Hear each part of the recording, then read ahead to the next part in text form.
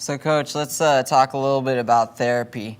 I know it can be a pretty confusing topic for runners. It was for me. When I was in high school and I was first getting into running, I wasn't getting any therapy besides the occasional massage from my mom or dad or something like that. Then I went off to college and they had some therapists that would give us massage occasionally. And now that I'm a professional athlete, there's all kinds of different therapy I can be doing, from acupuncture to chiropractor to ART work to just your typical massage. What's going to be the most effective way for us to spend our time and money?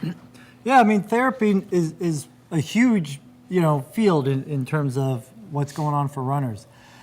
When we look at therapy, I think the biggest thing we need to understand is that therapy is a stress on the body. Even though we're looking at it for recovery and rejuvenation of the muscles and joints and bones and things like that, it is a stress on the nervous system as well as the muscular system.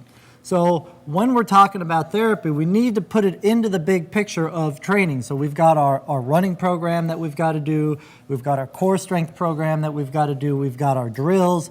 We've got weights. So where does therapy fit? And that's a huge question. I think the big thing we want to look at with therapy is talking about how does it fit in terms of what it's going to do to you afterwards. So for example, if you've done a hard workout, right? Let's say you just did your interval session or that really hard marathon simulation.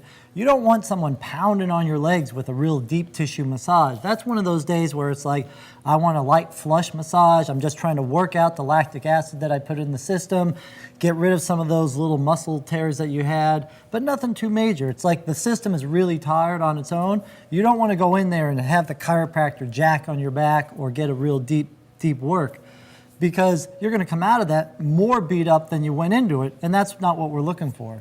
So you want to kind of space it out. So what we talk about with the idea of when to do therapies, we want to look at what's the purpose of the therapy that you're getting. So ART therapy, what we call like active release therapy, is a really good therapy that you can do pre-working out, pre-runs. It's a good pre-therapy because we find it's really good for injury preventions, kind of get you tuned up before you're going to go out and pound it out on the roads without being too invasive. ART therapy, it's hitting a little bit on a hamstring there, a little bit on a calf there, but not a total overhaul of the system.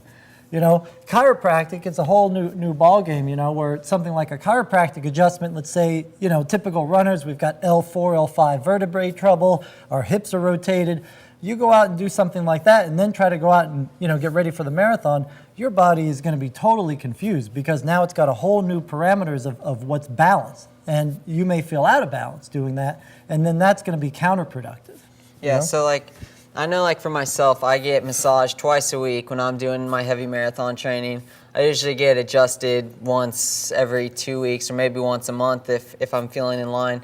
How often should we be getting massage and chiropractic and ART? Yeah, well, like I said, if you've got the money and the means and a good therapist around, I think getting a good flush massage post-hard workout is a phenomenal thing, But, at worst, if you're getting it once every week, once every 2 weeks, that's still going to be very effective. The ART chiropractic type stuff is more just when you're finding things out of balance. So it's not something you've got to do all the time. It's more kind of take the body in for a tune-up. If you're doing that once every 2 to 3 weeks, you're golden. Acupuncture can be very similar. You're going in and getting some needles put into you. Most often when you're doing something like that, you're doing it because you find that the body's not quite right. So you're looking more for your general work of relaxation massage or some deep tissue massage spread out over the course of the training cycle that's not going to interfere with the hard work. So if you're going to get some hard therapy done, do it when you know it's 2 or 3 days before your next hard training session. Cool, yeah. So we always say prehab's better than rehab. So take the time, stay on top of your therapy. It's important.